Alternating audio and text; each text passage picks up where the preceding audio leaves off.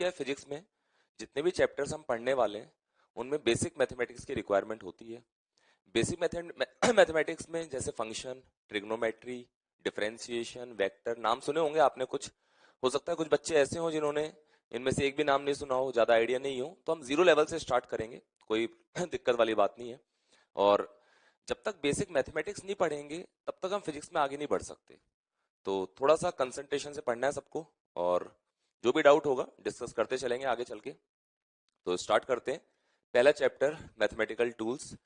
मैं एक बार इस चैप्टर का सीक्वेंस बता देता हूँ कि किस किस टॉपिक को हम किस सीक्वेंस में पढ़ने वाले हैं, फिर हम स्टार्ट करेंगे।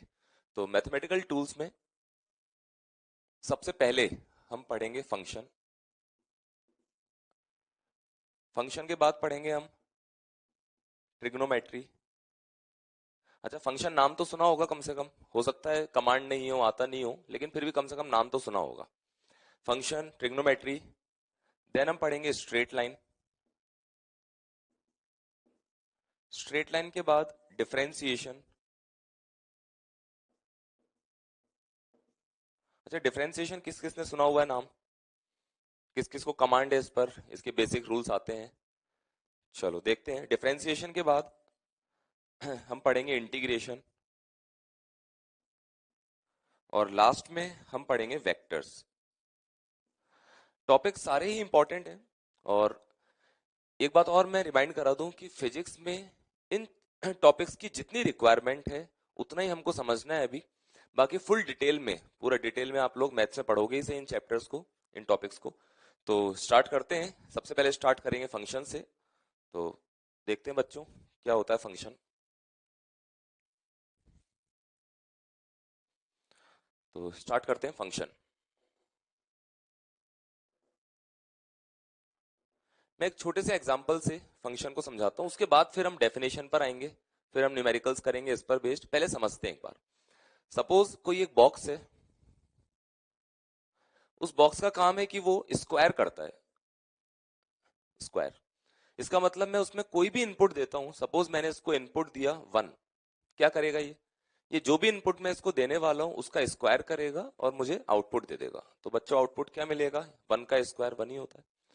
सपोज मैंने इसको इनपुट दिया 3, बताओ आउटपुट क्या मिलने वाला है, 3 का स्क्वायर करेगा, इसका काम है स्क्वायर करना, तो 3 का स्क्वायर 9। इन जनरल अगर मैं बात करूं, सपोज मैंने इनपुट दिया x, इनपुट को मैं x बोल रहा हूं, इनपुट x देंगे तो आउटपुट क्या मिलेगा, जो भी इनपुट है उसका स्क्वायर, तो आउटपुट मिल जाएगा मुझे x स्क्वायर। ठीक है, बात समझ में आ रही है। तो इस मशीनरी का वर्क है किसी भी नंबर का जो भी इसको इनपुट दिया जाता है उसका स्क्वायर करके मुझे ये एज ए आउटपुट दे देती है। अगर मैं एक बार इनपुट को, जो x लिखा हुआ है, शॉर्ट में लिख रहा हूं आई पी इनपुट, आउटपुट जो भी मिल रहा है मुझे उसको शॉर्ट में ऐसे आउटपुट लिख देता हूं। अगर कोई ये पूछता है हमसे कि इनपुट और आउटपुट के बीच में क्या रिलेशन है, बहुत सिंपल सी बात है, इनपुट और आउटपुट के बीच में क्या रिलेशन है, तो क्या जवाब देंगे इस मशीनरी के बारे में? जवाब यही देना चाहिए कि सर जो भी इनपुट दिया जाएगा उस इनपुट का स्क्वायर होगा और फिर हमको आउटपुट मिल जाएगा। अगर मैं बोलता हूं कि चलो इस बात को इक्वेशन की फॉर्म में लिख के बताओ कि इनपुट और आउटपुट के बीच में क्या रिलेशन है, तो भी हम लिख सकते हैं इस तरह से कि जो भी आउटपुट है, आउटपुट वो किसके इक्वल है, इनपुट का स्क्वायर कर देंगे तो आउटपुट मिल रहा है हमको। ये बात भी सही है। फिर अगर मैं बोलता हूं कि यार बार बार ये आउटपुट इनपुट लिखेंगे, इससे अच्छा है कि इनके लिए कोई सिंबल्स बना लेते हैं, तो उसको भी यहां पर इस तरह समझ सकते हैं। सपोज इसी मशीनरी के बारे में मैंने ऐसा बोला कि इनपुट का मतलब x है और आउटपुट का नाम रख लेते हैं y। अब अगर मुझसे कोई बोलता है कि x और y के बीच में क्या रिलेशन लिखोगे आप, तो मैं लिखूंगा कि output y equals to input का स्क्वायर। छोटी सी बात है, सिंपल ये भी, कि आउटपुट जो है y वो किसके बराबर है, इनपुट के स्क्वायर के बराबर। एक एग्जांपल चल रहा है, ऐसा नहीं कि हर एक फंक्शन में ऐसा ही होने वाला है। हो सकता है कोई फंक्शन हो जिसमें इनपुट जितना होगा उस इनपुट को 4 से मल्टीप्लाई करते हैं और आउटपुट मिल जाता हो सकता है कोई फंक्शन हो जिसमें इनपुट देंगे डिवाइड बाय 2 हो जाएगा, फिर आउटपुट मिल जाएगा। तो फंक्शन अलग अलग तरह के हो सकते हैं, छोटे से एग्जांपल से मैं समझा रहा हूं। मेरे कहने का फाइनल जो मीनिंग वो ये है कि फंक्शन दो वेरिएबल्स के बीच में रिलेशन है। ढंग से सुनना, function is a relation between two variables. Variables का मीनिंग तो पता होगा ना, ऐसी क्वांटिटी जो वेरी करती है, इसका नाम ही बता रहा है वेरिएबल। दूसरी क्वांटिटी होती है कांस्टेंट। कांस्टेंट वो होते हैं जिनकी वैल्यू फिक्स होती है, चेंज नहीं होती। तो मैं बोल रहा था function is a relation between two variables, आप चाहें तो साथ साथ लिख भी सकते हैं, function is a relation between two variables, one is called independent variable. मैं एक्सप्लेन करूंगा इस बात को अभी। Function is a relation between two variables, one is called independent variable and other one is called dependent variable. One is called independent variable and other is called dependent variable. मैं explain कर देता हूं इसी example में। दो variables हैं यहाँ पर x एंड y, ये तो समझ में आ रही है बात। x भी वेरिएबल है, इसकी वैल्यू वेरी कर सकती है, और x की वैल्यू अगर वेरी करेगी तो y उसी पे तो डिपेंड करता है, तो y की वैल्यू भी वेरी करेगी। तो मैंने बोला था कि दो वेरिएबल्स के बीच का रिलेशन है। हाँ, ये दो वेरिएबल्स के बीच का रिलेशन तो है। इनमें से एक वेरिएबल मैं कह रहा हूं इंडिपेंडेंट वेरिएबल, एक वेरिएबल मैं कह रहा हूं डिपेंडेंट। तो ये जो x है ये है हमारा इंडिपेंडेंट वेरिएबल, इंडिपेंडेंट। इंडिपेंडेंट क्यों कहा जा रहा है? क्योंकि मैं x की वैल्यू को इंडिपेंडेंटली कुछ भी रख सकता हूं। मैं x की जगह 1 पुट कर सकता हूं, 1.2, 1.5, 3.4, -2, -6, कुछ भी वैल्यू पुट कर सकते हैं हम। लेकिन अगर x इंडिपेंडेंट वेरिएबल है तो ये जो y वाला वेरिएबल है इसको हम क्या बोलेंगे? Dependent variable, dependent variable. अच्छा, डिपेंडेंट क्यों बोल रहे हैं इसको? क्योंकि ये y जो है अब x की वैल्यूज पर डिपेंड करेगा। मैं x की वैल्यू को इंक्रीज करता हूं तो इस फंक्शन के अकॉर्डिंग ये y भी इंक्रीज होगा। मैं x की वैल्यू को डिक्रीज करता हूं तो ये y भी डिक्रीज होगा। तो इसका मतलब y पूरी तरह से x पे डिपेंड करता है, इसलिए इस y को क्या बोला जा रहा है? Dependent variable. जबकि x क्या था? Independent variable. तो जो मैंने डेफिनेशन लिखवाई थी उसको आप मैच करा सकते हैं, relation between two variables in which one is called independent variable and other is called dependent variable। ये तो बात हो गई कि फंक्शन का बेसिक क्या है। एक बात और समझते हैं इसके अंदर। फंक्शन को रिप्रेजेंट करने के दो तरीके होते हैं। कौन कौन से दो तरीके रिप्रेजेंट करने के वो देखना। जैसे पहला मेथड, इसको भी मैं एक एग्जांपल से बताता हूं।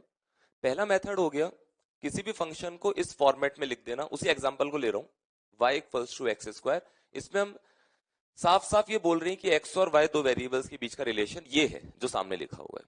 इसी को रिप्रेजेंट करने का जो दूसरा तरीका है वो है इसको इस तरह से लिखना जैसे मैं लिख रहा हूं। मैं इसको एक बार पढ़ के बताता हूं, इसका प्रोनाउंसिएशन क्या है वो देखते हैं। ये लिखा हुआ है, इसको ऐसे पढ़ते हैं, फंक्शन ऑफ x। इसका मीनिंग ये मत समझना कि ये f इंटू एक्स लिखा हुआ है, ये कोई मल्टीप्लीकेशन नहीं है, सिर्फ फंक्शन को रिप्रेजेंट करने का एक मेथड है। तो इसको किस तरह से रीड करेंगे हम? फंक्शन ऑफ एक्स, या इसको शॉर्ट में f ऑफ x भी बोल देते हैं। थोड़ा सा और शॉर्ट में क्या बोल देते हैं? f of x। Function of x में जो अंदर लिखा हुआ है ये फंक्शन किस वेरिएबल का फंक्शन है? x वेरिएबल का। और फंक्शन क्या है वो सामने लिखा हुआ है, यहाँ पर फंक्शन है एक्स स्क्वायर। तो फंक्शन ऑफ x कहें हम या y बोलें, एक ही बात है। जो भी फंक्शन है वो इक्वल साइन के राइट साइड में लिखा हुआ होगा, जैसे यहाँ पे लिखा हुआ है एक्स स्क्वायर। तो फंक्शन को रिप्रेजेंट करने के दो अलग अलग तरीके हमारे पास हैं, ठीक है। अब कुछ बच्चे बोलते हैं कि सर क्या फंक्शन हमेशा x और y के बीच का रिलेशन ही होगा? नहीं, ऐसा तो नहीं है। हो सकता है वेरिएबल्स की शक्ल अलग हो, यहाँ पर वेरिएबल्स x एंड y है। हो सकता है कल को वेरिएबल हो टाइम एंड वेलोसिटी। मैं थोड़ी फिजिक्स वाली बातें कर रहा हूँ क्योंकि आगे चल के फिजिक्स ही पढ़ना है हमको। तो टाइम एंड वेलोसिटी ये भी दो वेरिएबल्स हैं, अलग अलग टाइम पर पार्टिकल की वेलोसिटी डिफरेंट डिफरेंट आ रही है, तो यहाँ पर रिलेशन आएगा वेलोसिटी और टाइम के बीच में। हो सकता है वेरिएबल्स हो फोर्स एंड टाइम, फोर्स और टाइम, अलग अलग टाइम पर ऑब्जेक्ट पे लगने वाले फोर्स की वैल्यू चेंज हो रही है, उनके बीच में कोई रिलेशन हो सकता है। तो मेरे कहने का मीनिंग ये है कि ऐसा नहीं है कि फंक्शन हमेशा एक्स और वाई के बीच का रिलेशन ही होगा। वेरिएबल्स की शक्ल कुछ भी हो सकती है, हमको तो देखना है कि हाँ दो वेरिएबल होने चाहिए, उनके बीच का एक रिलेशन, दैट इज फंक्शन। ठीक है, आगे बढ़ते हैं इसमें। तो रिप्रेजेंटेशन समझने के बाद मैं एक दो छोटे छोटे सिंपल एग्जांपल लेता हूं। जैसे मान लो लिखा हुआ है y equals to x square plus 4। क्या ये फंक्शन है क्या? हाँ, दो वेरिएबल्स के बीच का रिलेशन है, ये फंक्शन है। सपोज लिखा हुआ है capital V equals to 4/3 pi r cube. क्या ये भी फंक्शन है? हाँ, ये भी फंक्शन है। ये भी कैपिटल V और स्मॉल r दो वेरिएबल्स हैं, उनके बीच में एक रिलेशन है। ये 4/3 इंटू पाई, ये पूरी टर्म तो कांस्टेंट है। अलग अलग r की वैल्यू के लिए मेरे पास कैपिटल V की डिफरेंट डिफरेंट वैल्यूज आने वाली हैं। इसका मतलब r और v दो वेरिएबल्स के बीच का रिलेशन है। अच्छा, ये फॉर्मूला तो देखा होगा कभी ना कभी, 9th-10th लेवल पे देखा हुआ फॉर्मूला होता है ये। Capital V equals to 4/3 pi r cube. याद करो, स्फीयर का वॉल्यूम, एक स्फीयर जिसकी रेडियस अगर स्मॉल r है तो उसका वॉल्यूम कितना होता है बच्चों, 4/3 पाई आर क्यूब। तो सिर्फ ये बताना चाह रहा हूं कि वेरिएबल्स किसी भी तरह के हो सकते हैं। जैसे एग्जांपल और देखें, सपोज फिजिक्स की बातें करूं मैं, velocity of particle small v equals to 3t square plus 6t minus 4। अलग अलग टाइम पर पार्टिकल की वेलोसिटी डिफरेंट डिफरेंट टाइप पर अलग अलग आ सकती है। तो ये रिलेशन है वेलोसिटी एंड टाइम के बीच में, ये भी एक फंक्शन है। तो इस तरह के अलग अलग एग्जांपल्स हम देख सकते हैं जिसमें हम समझ सकते हैं कि दो वेरिएबल्स कैसे भी हो सकते हैं। ये तो बात हो गई कुछ एग्जांपल्स की। कुछ न्यूमेरिकल्स कर लेते हैं, तब जाकर थोड़ी कमांड आएगी इस पर। तो बहुत सिंपल क्वेश्चन से स्टार्ट करता हूं, फिर धीरे धीरे लेवल बढ़ाएंगे इसमें। सपोज एक फंक्शन है y equals to x square plus 2, या इसी को मैं लिख सकता हूं function of x equals to x square plus 2। एक ही बात है, लिखने का तरीका अलग अलग है। फर्स्ट पार्ट, फाइंड y, हमको y की वैल्यू कैलकुलेट करनी है for x equals to 0, comma x equals to 4, x equals to -2, comma x equals to 3/2। x की डिफरेंट डिफरेंट वैल्यूज के लिए हमको y की वैल्यू को कैलकुलेट करना है। तो बहुत सिंपल बात है, यहाँ पर सीधे सीधे बता रखा है कि अगर x की वैल्यू 0 है, फाइंड y, तो y की वैल्यू कैलकुलेट करो। जब यहाँ पर रिलेशन गिवन है x और y के बीच में, तो मैं x की अलग अलग वैल्यू के लिए y को बहुत इजीली कैलकुलेट कर सकता हूँ। तो अगर x की वैल्यू 0 के करस्पॉन्डिंग y निकालना है तो क्या करेंगे, x इक्वल्स टू 0 की वैल्यू को इस फंक्शन में पुट कर देंगे। x को 0 पुट करने पर y कितना आ जाएगा बच्चों, 2। इसका मतलब इसके करस्पॉन्डिंग y कितना आ जाएगा, 2। छोटी सी बात है। x इक्वल्स टू 4 के करस्पॉन्डिंग बताओ एक बार। x इक्वल्स टू 4 को इस फंक्शन में रखो, तो 4 का स्क्वायर 16 प्लस 2 कितना हो जाएगा, 18। इसका मतलब इसके करस्पॉन्डिंग y कितना आ जाएगा, 18। x इक्वल्स टू -2 के करस्पॉन्डिंग -2 पुट करते हैं यहाँ पर x की जगह पर, उसका स्क्वायर हो जाएगा +4, देन +2 और तो कितना हो जाएगा, +6। इसका मतलब इसके करस्पॉन्डिंग y कितना आ जाएगा, 6।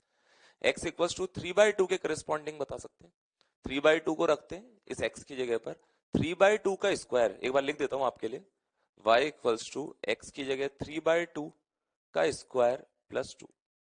3/2 का स्क्वायर कितना हो जाएगा, 9/4 प्लस 2। इसमें एलसीएम ले लेते हैं 4, ये आ जाएगा 17/4। तो बहुत इजीली हम इस तरह के क्वेश्चंस को डील कर सकते हैं, जिसमें सिंपली बस इस वेरिएबल की वैल्यू को रखेंगे और दूसरा जो वेरिएबल है उसकी वैल्यूज हमारे पास आती जाएगी। अच्छा, इसी में थोड़ा सा तरीका चेंज करते हैं क्वेश्चन को पूछने का। क्वेश्चन वही है, उसी क्वेश्चन का second part. Find, second part में मैं बहुत सारे छोटे छोटे पार्ट्स ले रहा हूं। ए पार्ट, f ऑफ 1, इसका मीनिंग मैं समझा दूंगा। इसमें second part f of -3, c f of -x, d part f of 1/x, e part f of 0।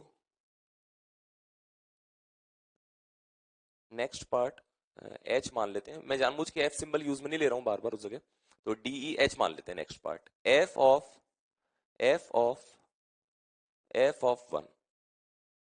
इस तरह से हमारे पास अलग अलग पार्ट्स हैं इस क्वेश्चन से। इसको इरेज कर देता हूं क्योंकि ये यूज में नहीं आएगा अभी। देखना, पहले मीनिंग समझ लेते हैं। सॉरी, ए वाला पार्ट है f of 1, function of 1। Meaning क्या है कि फंक्शन की वैल्यू कैलकुलेट करनी है। 1 का मीनिंग क्या है वो समझने के लिए एक बार इसको इससे कंपेयर करवाओ। इन दोनों कंपेयर करते हैं, इन दोनों को।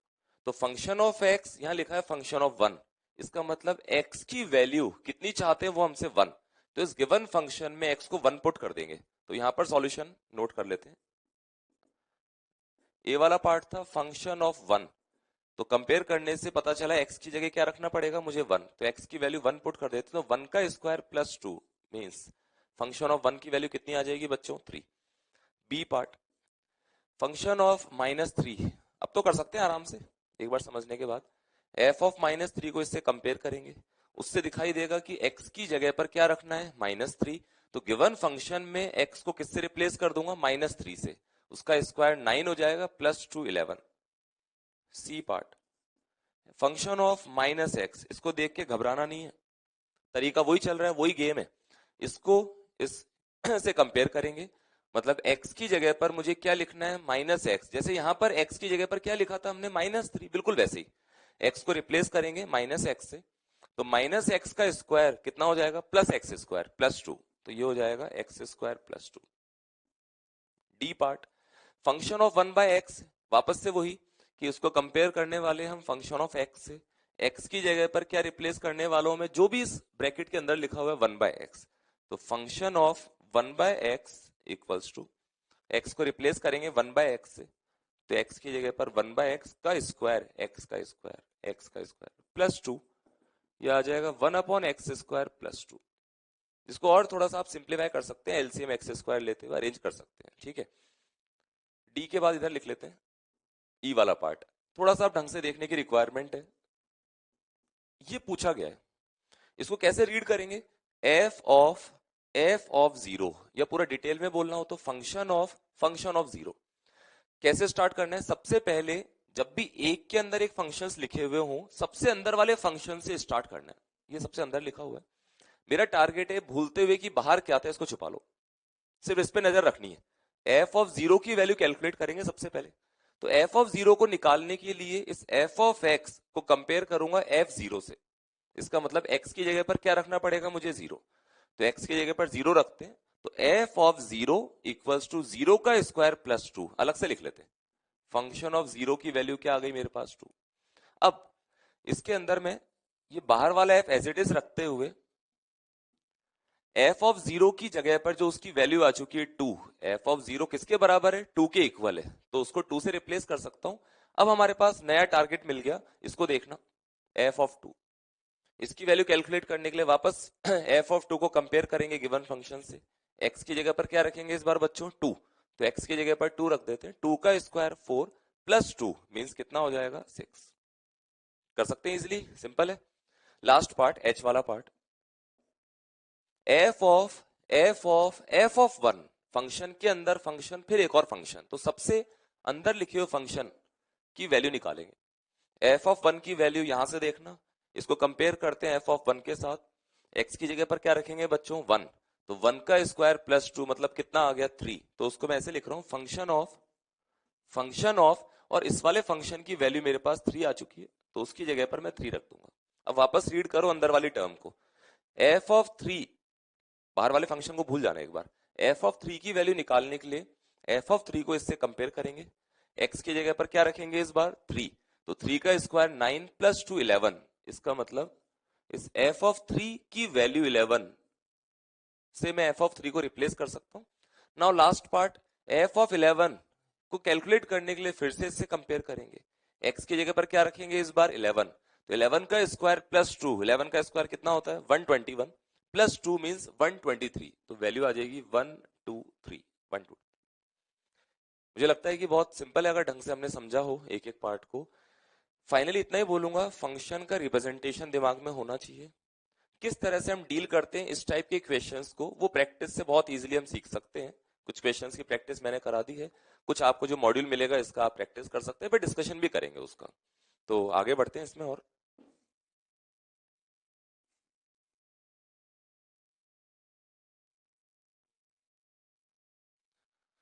तो बच्चों एक और एग्जांपल ले लेते हैं समझने के लिए, या आप करके बताना।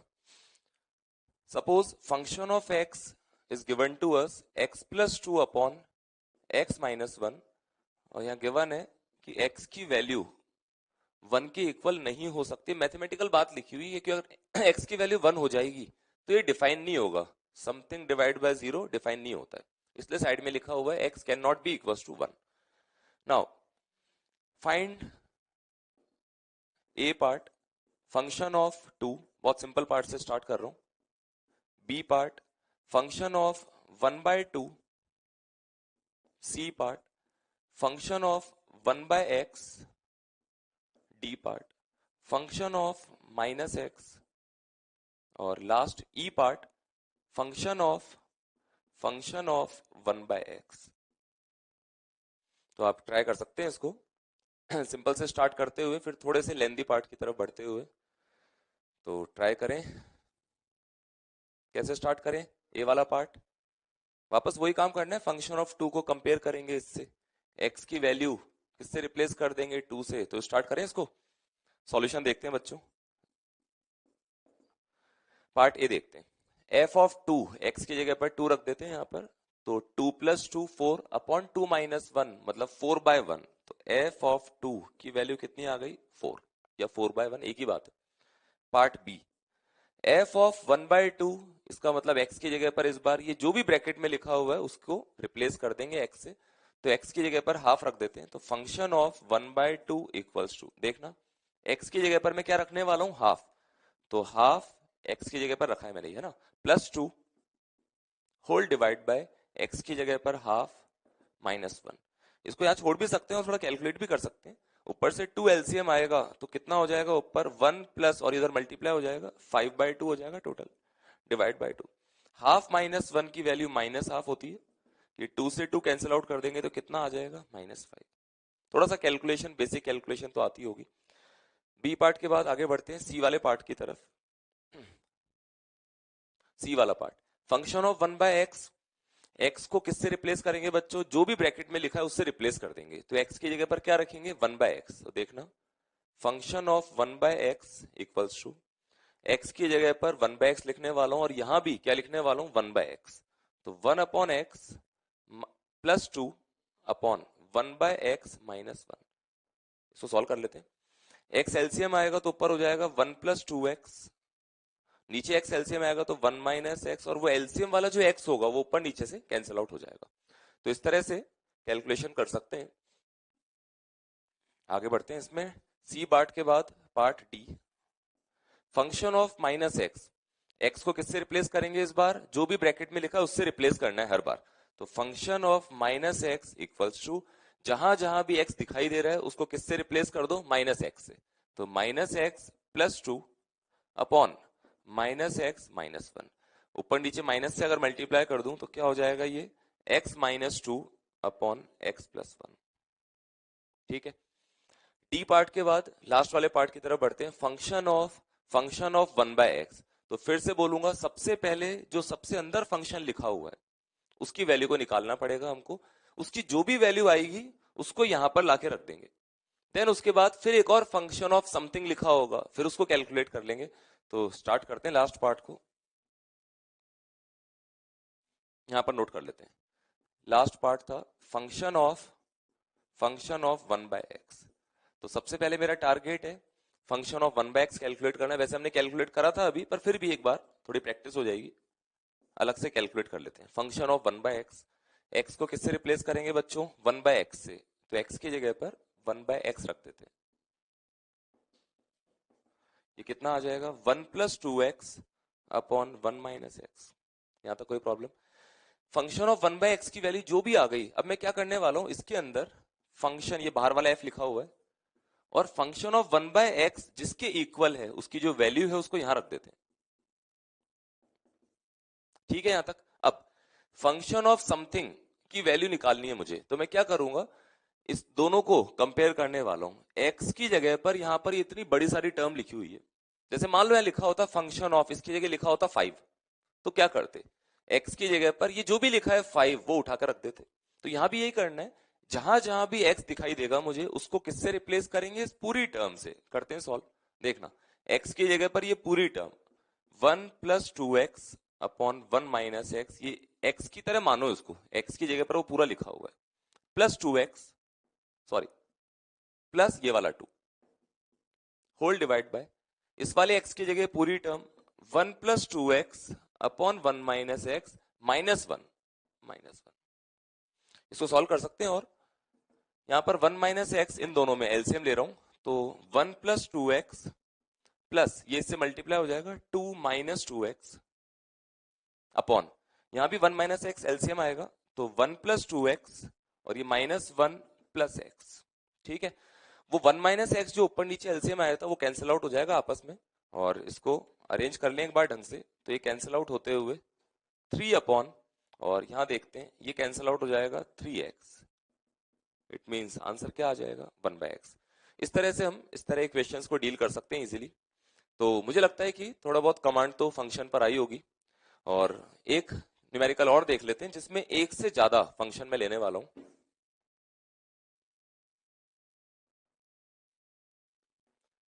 एक से ज्यादा फंक्शन वाला एक इक्वेशन करके देखते हैं।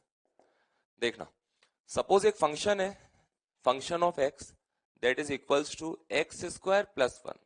ठीक है, एक दूसरा फंक्शन है जी ऑफ वाई। थोड़ा सा यहाँ परेशान नहीं होना है, ढंग से देखना है इस बात को कि फंक्शन को रिप्रेजेंट करने के लिए हम इस तरह से लिखा करते थे।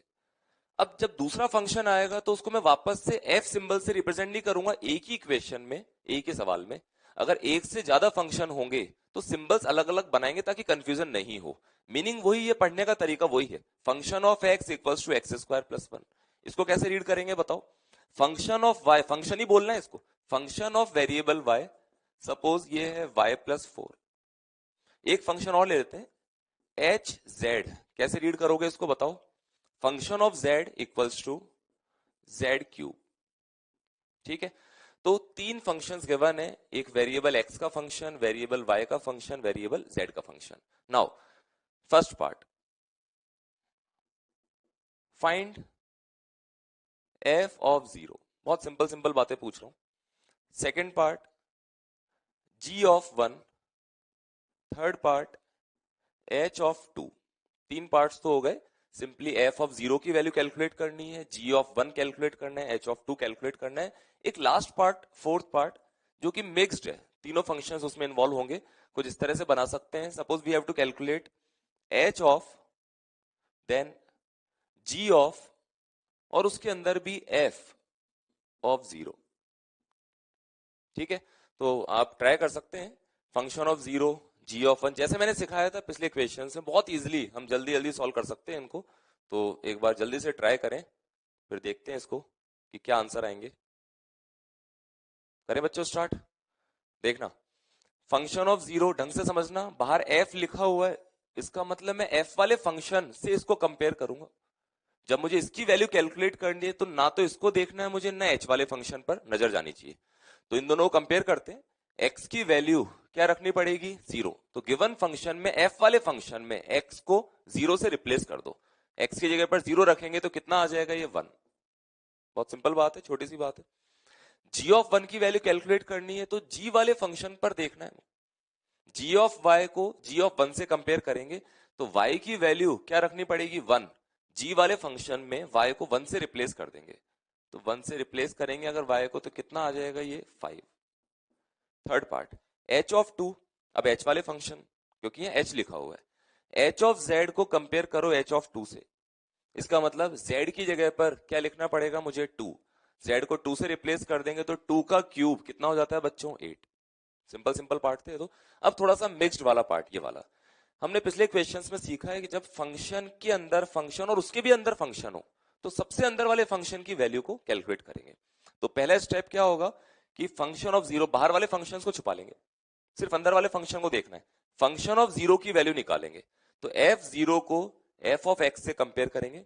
x की जगह पर क्या रखने वाले हैं 0, f वाले फंक्शन में x को 0 से रिप्लेस कर दो, कितना आ जाएगा 1। इसका मतलब मैं इसी को ऐसे लिख सकता हूं h of g of f of 0 की वैल्यू 1 आ गई, तो f ऑफ 0 को मैंने 1 से रिप्लेस कर दिया। Now h of g of 1 की वैल्यू निकालने के लिए g ऑफ 1 की वैल्यू निकालेंगे पहले। तो g वाले फंक्शन को देखना है, उसमें y की जगह पर, क्योंकि कंपेयर करेंगे इन दोनों को, y की जगह पर क्या रखना है बच्चों 1। g वाले फंक्शन में y को 1 से रिप्लेस कर देंगे, 1 से रिप्लेस करते कितना आ जाएगा 5। इसका मतलब मैं लिख सकता हूं h ऑफ, और g ऑफ 1 की वैल्यू क्या आ गई 5। लास्ट स्टेप h ऑफ 5, तो h वाले फंक्शन को कंपेयर करेंगे h ऑफ 5 से। इसका मतलब z को किससे रिप्लेस करेंगे हम 5 से, z को 5 से रिप्लेस कर देते हैं तो h of 5 equals to, z की जगह पर 5 रखो, 5 का क्यूब कितना हो जाता है बच्चों? 125। ये हमारा फाइनल आंसर है इस पार्ट नंबर 4 का। तो जितना भी अपने बीच में डिस्कशन हुआ अभी, उससे काम की बात जो सीख सकते हैं हम वो ये है कि फंक्शन को कैसे रिप्रेजेंट करते हैं। फंक्शन को लिखने का तरीका अगर समझ में आ जाएगा तो हम बहुत इजीली इस टाइप के क्वेश्चंस को डील कर सकते हैं। और फिर बता दूं, हम आगे चल के फिजिक्स पढ़ने वाले हैं, तो फिजिक्स में बेसिक रिक्वायरमेंट फंक्शन की इतनी ही है जितना मैंने यहाँ पर समझाया है। तो मुझे लगता है कि सफिशिएंट है इतना। तो आगे बढ़ेंगे, फिर ट्रिग्नोमेट्री स्टार्ट करते हैं स्टार्ट ट्रिग्नोमेट्री।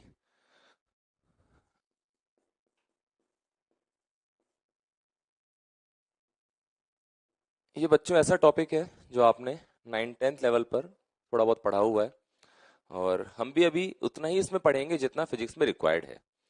तो स्टार्ट करते हैं। ट्रिग्नोमेट्री में जो पहला टॉपिक है वो है एंगल इन रेडियन। एंगल का मेजरमेंट लेकिन डिग्री में नहीं करके हम किस में करने वाले हैं? रेडियन में। अच्छा, एंगल का मेजरमेंट डिग्री के अंदर तो आपको आइडिया होगा। जैसे मैं कुछ एग्जांपल बोलता हूं, सपोज दो लाइंस के बीच में एंगल 60 डिग्री है, तो आपके दिमाग में एक पिक्चर बन जाती है कि हाँ कुछ इस तरह की सिचुएशन है। मैं अगर बोलता हूं तो कि दो लाइंस के बीच में एंगल 90 डिग्री है, तो भी दिमाग में इस तरह का व्यू आता है कि हाँ 90 डिग्री का मतलब तो ये एंगल होता है, परपेंडिकुलर लाइंस। अगर मैं बोलता हूं कि कोई एंगल है 180 डिग्री, तो दिमाग में कुछ इस तरह का व्यू आता है कि ये पूरा एंगल ये वाला कितना है? 180 डिग्री। लेकिन जो हम बातें कर रहे हैं एंगल 90 डिग्री, एंगल 60, एंगल 180, ये हम एंगल का मेजरमेंट कर रहे हैं डिग्री में। टोटल कंप्लीट एक रिवॉल्यूशन डिग्री में कितना होता है? 360 डिग्री का। ये बातें तो हम जानते हैं। अब हमको बात करनी है एंगल का मेजरमेंट रेडियन में, तो उसके लिए एक फॉर्मूला डिफाइन किया हुआ है, और किस तरह से एंगल को रेडियन में कैलकुलेट करते हैं वो समझ लेते हैं। सपोज एक सर्कल हम ड्रॉ करते हैं जिसकी रेडियस कैपिटल आर है, ठीक है। अब मैं सर्कल पर एक आर्क बनाता हूं आपके सामने, ये आर्क,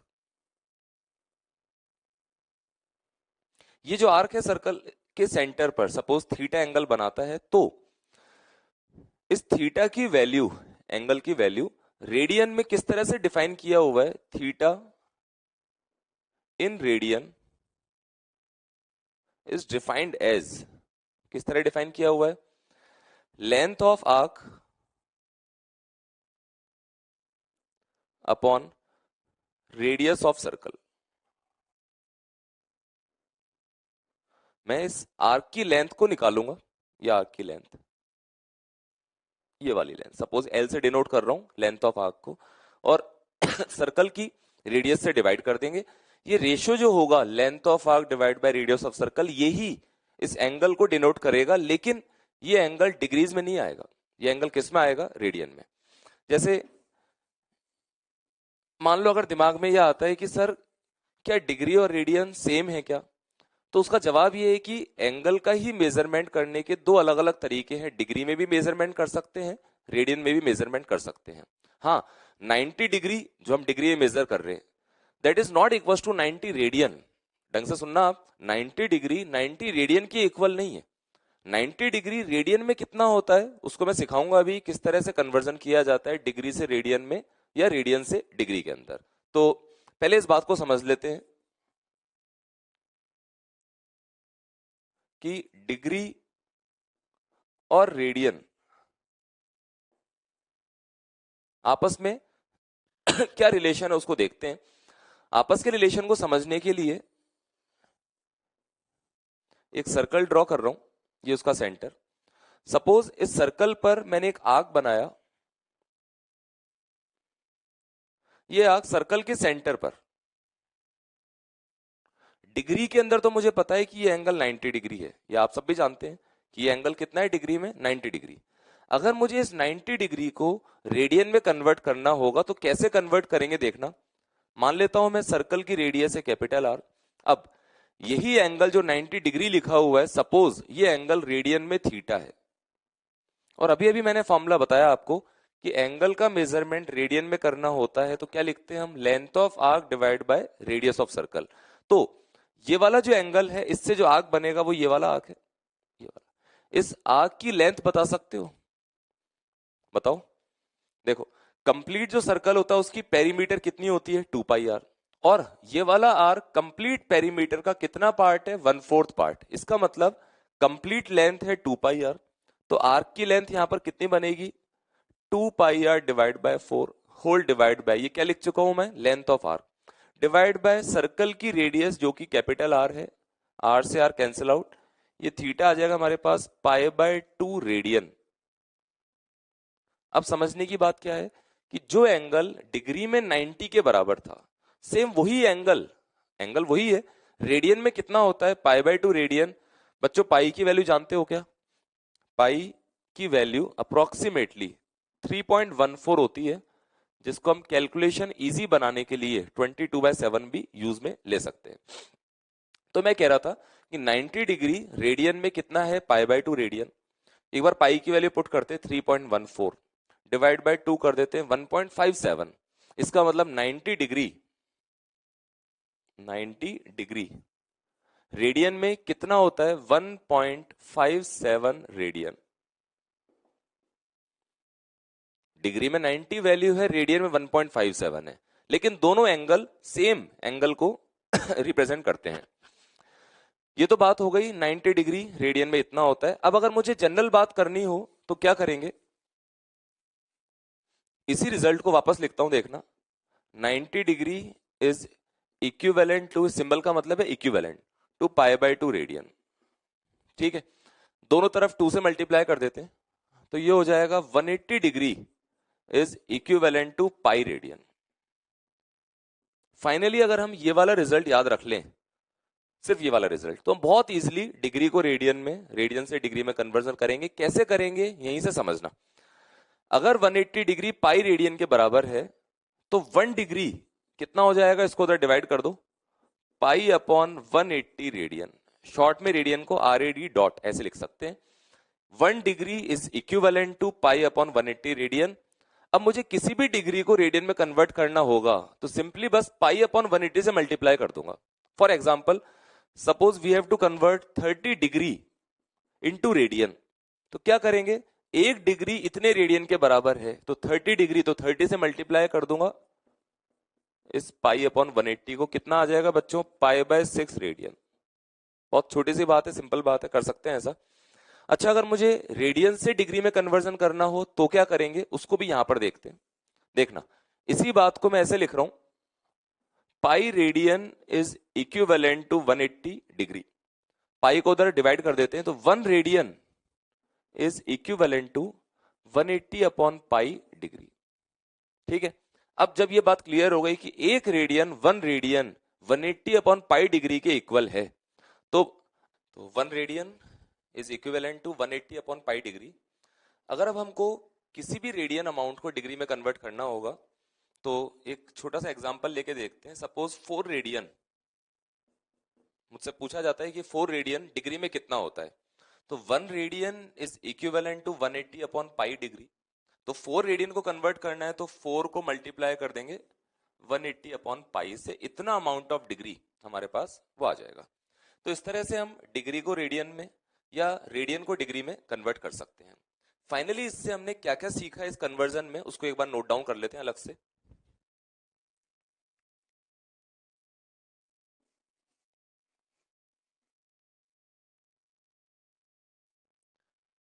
तो क्या क्या बातें हमको याद रखनी है वो नोट कर सकते हैं आप भी, कि 180 degree is equivalent to pi radian, पहली बात। सेकेंड टर्म थी डिग्री को रेडियन में कैसे कन्वर्ट करें। कैसे कन्वर्ट करेंगे बच्चों डिग्री को रेडियन में? कि डिग्री को रेडियन में कन्वर्ट करना है तो हम मल्टीप्लाई करेंगे पाई अपॉन 180 से, ऐसा मैंने समझाया था अभी एक 30 डिग्री वाला एग्जांपल लेते हुए। और लास्ट बात जो है वो है कि रेडियन को अगर मुझे कन्वर्ट करना है डिग्री में, इस बार रेडियन को डिग्री में कन्वर्ट करना है, तो किससे मल्टीप्लाई करेंगे? 180 अपॉन पाई से। ये बातें अगर हम याद रख लें तो बहुत इजीली हम ये कन्वर्जन वाला प्रोसेस कर सकते हैं। एक छोटा सा न्यूमेरिकल ले लेते हैं जिससे थोड़ी प्रैक्टिस हो जाएगी इसकी।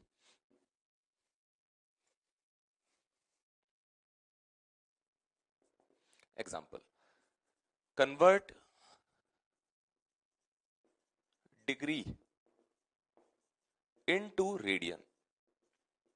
हमको डिग्री को रेडियन में कन्वर्ट करना है। फर्स्ट वैल्यू है 30 degree, second 45 degree, third 90 degree, D part 120 degree, E part 150 degree, sorry, F part 300 degree. Suppose in values को मुझे रेडियन में कन्वर्ट करना है। अभी अभी मैंने समझाया था कि डिग्री को रेडियन में कन्वर्ट करने के लिए हम किससे मल्टीप्लाई करते हैं, पाई अपॉन 180 से। तो एक एक डिग्री की वैल्यू को लेंगे, उसको पाई अपॉन 180 से मल्टीप्लाई करेंगे, जिससे वो रेडियन में कन्वर्ट हो जाएगा। तो सॉल्यूशन देखते हैं। सॉल्यूशन पार्ट ए, 30 डिग्री को कन्वर्ट करना है तो उसको मल्टीप्लाई करेंगे पाई अपॉन 180 से। कितना आ जाएगा बच्चों, पाई बाय 6 रेडियन। ये लिखना जरूरी है, रेडियन, सिर्फ पाई बाय 6 नहीं लिखना है। बी पार्ट 45 डिग्री को कन्वर्ट करना है तो वापस से वही 1 पाई अपॉन 180 से मल्टीप्लाई करेंगे।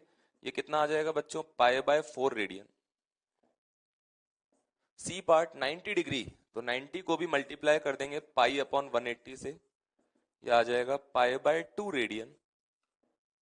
ई पार्ट 120 डिग्री को कन्वर्ट करना है तो 120 इंटू पाई अपॉन 180, ये कितना आ जाएगा, 0 से 0, तो 2 pi by 3 radian. F part sorry ये कौन सा पार्ट था, डी वाला पार्ट था, सॉरी। देन ई पार्ट 150 डिग्री को कन्वर्ट करना है तो पाई अपॉन 180 से मल्टीप्लाई करेंगे 150 को, 5 पाई बाय 6 रेडियन। कर सकते हैं इजिली।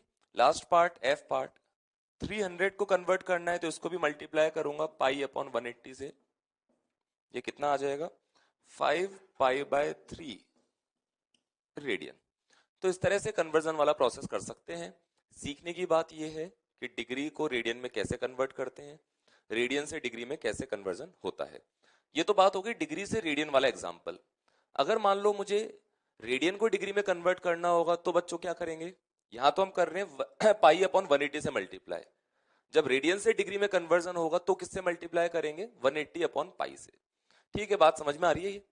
तो जो पहला टॉपिक था ट्रिग्नोमेट्री में, वो हमने देख लिया है, एंगल का मेजरमेंट रेडियन में, जिसके लिए एक फॉर्मूला डिफाइन किया हुआ है, और उसकी हेल्प से हमने जो रिजल्ट बना लिए हैं उनको यूज में लेना सिखा दिया मैंने। आगे बढ़ते हैं इसमें। अच्छा बच्चों बताओ, क्या एंगल नेगेटिव हो सकता है क्या, या अगर नेगेटिव हो सकता है तो उसका क्या सिग्निफिकेंस है, ये आइडिया है? देखना, सपोज मैं एक रेफरेंस लाइन ड्रॉ कर रहा हूं, रेफरेंस लाइन। रेफरेंस लाइन का मीनिंग है इस लाइन से एंगल का मेजरमेंट करेंगे। ये डिफाइन किया हुआ है जो मैं बताने वाला हूं, कि अगर रेफरेंस लाइन से हम एंटी क्लॉकवाइज एंगल का मेजरमेंट करते हैं तो इसको पॉजिटिव एंगल बोला जाता है, और अगर हम इस रेफरेंस लाइन से क्लॉकवाइज एंगल का मेजरमेंट करते हैं तो इसको बोला जाता है नेगेटिव एंगल। कितने बच्चों को इस बात का आइडिया था पहले से, कि अगर एंटी क्लॉकवाइज मेजरमेंट करेंगे that is positive angle, clockwise measurement करेंगे तो वो क्या होगा, नेगेटिव एंगल। तो इस बात का आइडिया इसलिए बता रहा हूं क्योंकि ये बातें काम आएगी आगे चल के, कहीं ना कहीं फिजिक्स में इस बात की रिक्वायरमेंट होगी, तो पहले से दिमाग में सेट होना चाहिए कि पॉजिटिव नेगेटिव एंगल के मीनिंग क्या है।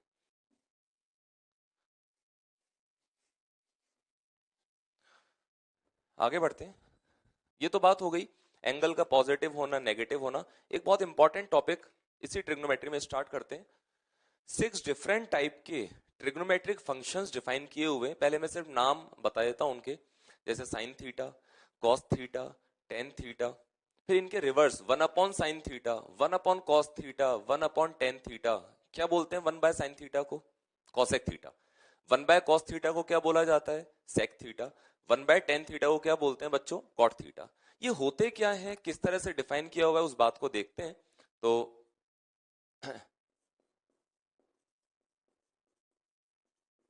ट्रिग्नोमेट्रिक फंक्शंस, ये भी फंक्शंस ही होते हैं, जैसे हमने फंक्शन स्टार्टिंग में टॉपिक देखा था। इसको समझने के लिए एक सर्कल ड्रॉ कर रहा हूं मैं।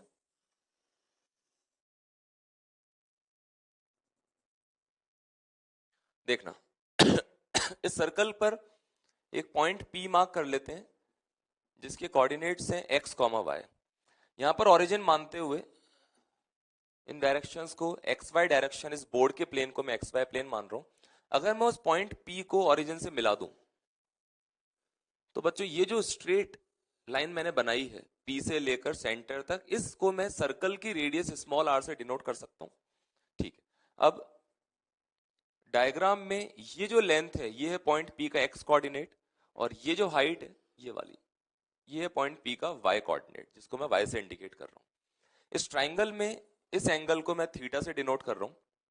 अब ये जो राइट एंगल ट्राइंगल मैंने बनाया है इसके अंदर जिन रेशियोज की मैं बात कर रहा था वो रेशियोज एक्सप्लेन करता हूं। देखना, साइन थीटा को किस तरह से डिफाइन किया हुआ है उसके लिए मैं इस ट्राइंगल में तीन तरह की टर्म्स यूज में ले रहा हूं, परपेंडिकुलर, बेस, हाइपोटेनियस। बेस क्या होता है? इस ट्राइंगल में वो वाली साइड लेंथ जिस पर ये एंगल थीटा और एंगल 90 दोनों लाई करते हैं, ये हो गया हमारा बेस।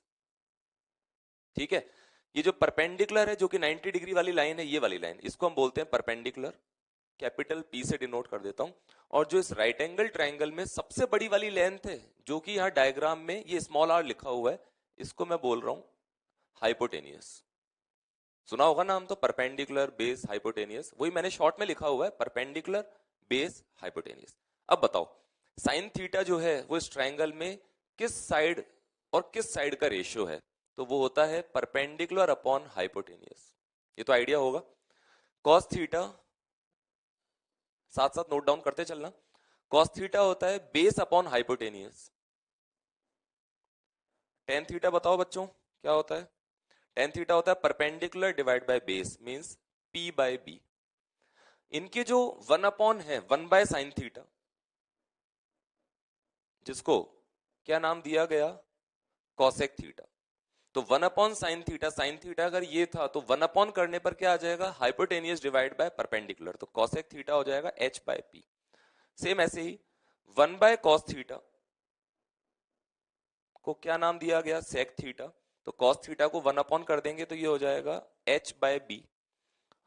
टेन थीटा का one upon one by tan theta, इसको नाम दिया गया कॉट थीटा, और ये हो जाएगा इसका वन अपॉन करने से B बाय P। तो इस तरह से यहाँ पर ट्रिग्नोमेट्रिक फंक्शंस जो है वो डिफाइन किए हुए। अच्छा एक बात और, अगर मैं पूछता हूं कि टेन थीटा जो है उसको साइन थीटा और कॉस थीटा की टर्म्स में लिखना है तो कैसे लिखेंगे? देखना, यहां पर देख सकते हैं कि टेन थीटा को मैं लिख सकता हूं sine theta by cos theta. ये आइडिया होगा, चेक भी कर सकते हो आप। Sine by cos, this by this करके देखो एच से एच कैंसिल आउट हो जाएगा, क्या आ जाएगा? P बाय B, और टेन थीटा वही लिखा हुआ है परपेंडिकुलर अपॉन बेस। इस तरह से हम इस तरह के रेशियोज को डिफाइन करते हैं। आगे बढ़ते हैं इसमें। अगर मैं एक सर्कल बनाऊं ऐसा जिसकी रेडियस 1 हो, अलग से डायग्राम बना के दिखा देता हूं, यहीं पर ही देखना। सपोज मैंने एक सर्कल ड्रॉ किया XY प्लेन में, सेंटर को ओरिजिन मानते हुए, इनको X और Y डायरेक्शंस अज्यूम करते हुए, पॉइंट P मैं मार्क कर रहा हूं जिसके कोऑर्डिनेट्स हैं X, Y, और ऐसे सर्कल की बात कर रहा हूं जिसकी रेडियस है 1 यूनिट। सपोज ये एंगल थीटा है। क्या मैं ऐसा बोल सकता हूं क्या कि इस पॉइंट P का जो X कोऑर्डिनेट होगा, X कोऑर्डिनेट, वो होगा हमारा cos थीटा। इस पॉइंट P का जो Y कोऑर्डिनेट होगा वो होगा sin थीटा। क्यों बोला है मैंने, किस तरह से बोल सकते हैं इसको? देखना सॉरी, इस डायग्राम को मैच कराते हैं एक बार यहां जो लिखा हुआ उससे।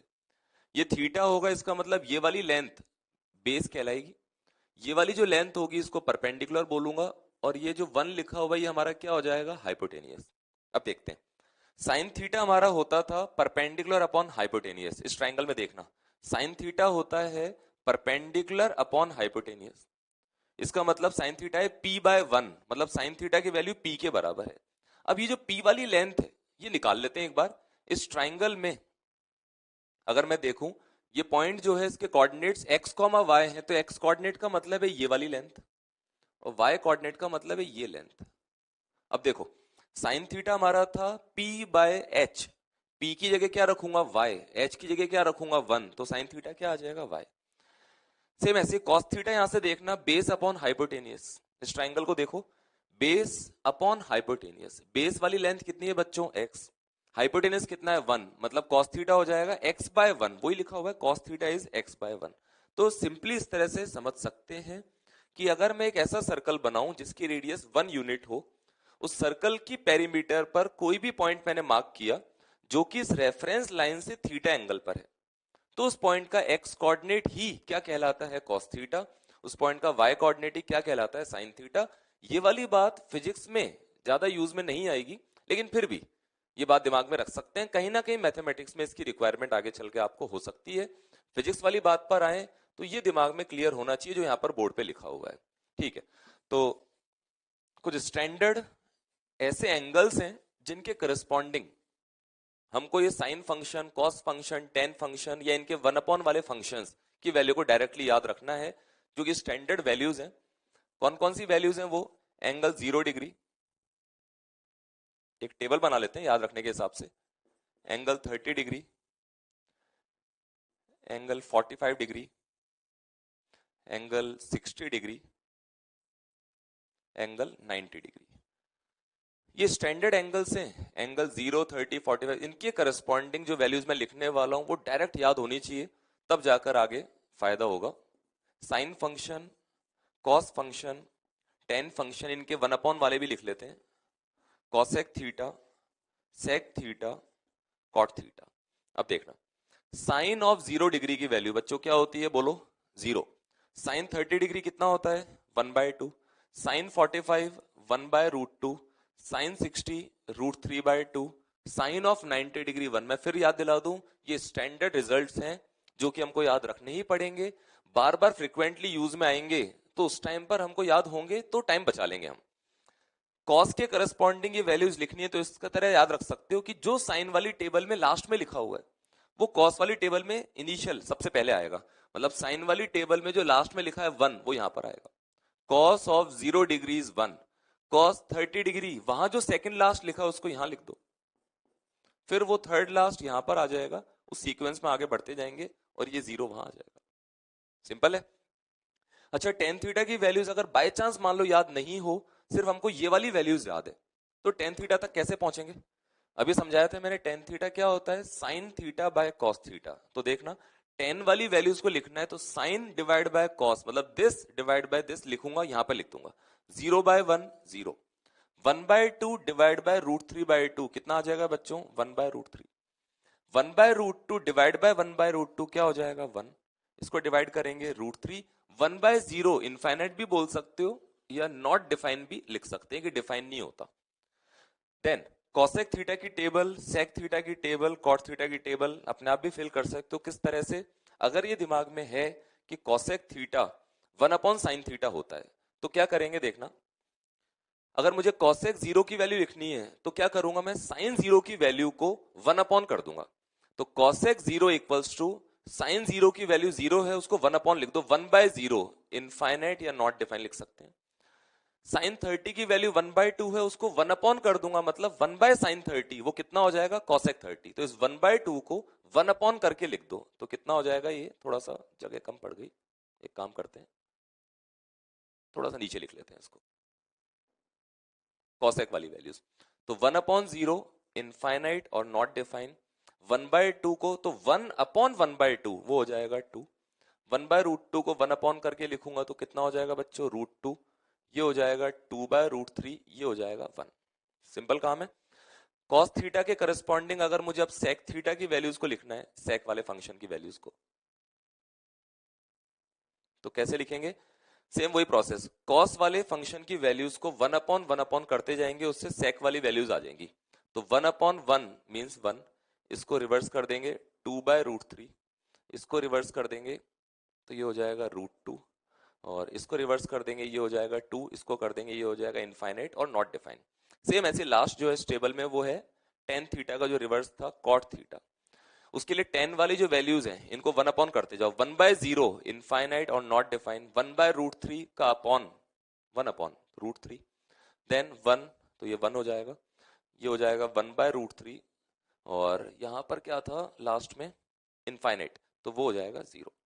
तो इस तरह से हम वैल्यूज को याद रख सकते हैं। सजेशन मेरा ये है, आप चाहे ये वाली वैल्यूज याद नहीं भी रखो तब भी कोई प्रॉब्लम नहीं है, लेकिन हमको डायरेक्टली साइन कॉस टेन की वैल्यूज बहुत ढंग से याद होनी चाहिए।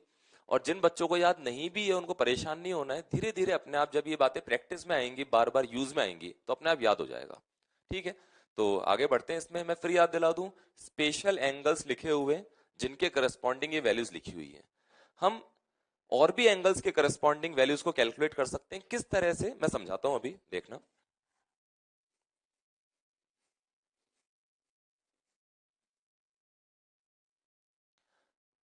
कुछ एक और स्टैंडर्ड एंगल के करस्पॉन्डिंग वैल्यूज को मैं लिख लेता हूं, वो भी फिजिक्स में बहुत यूज में आता है।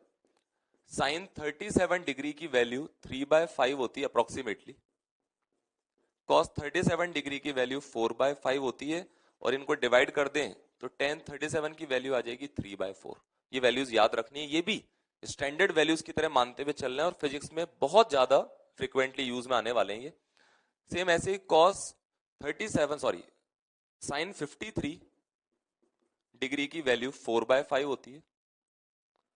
कॉस 53 डिग्री की वैल्यू 3/5, और इनको डिवाइड करेंगे तो टेन 53 डिग्री की वैल्यू आ जाएगी बच्चों 4/3। तो ये स्टैंडर्ड रिजल्ट सारे याद होने चाहिए।